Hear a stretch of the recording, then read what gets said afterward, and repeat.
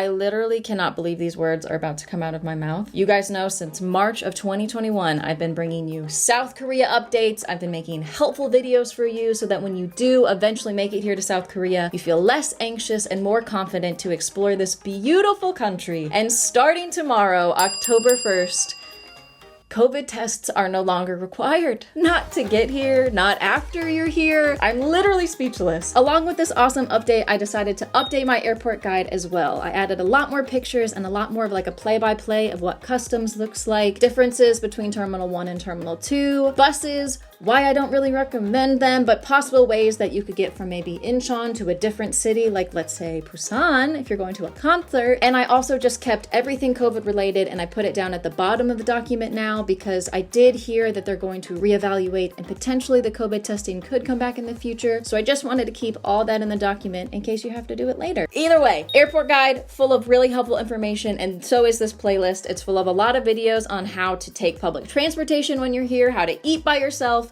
I even talk about how to make friends abroad, and so I will see you over there. But oh my gosh, let me know in the comments, are you coming? Are you coming?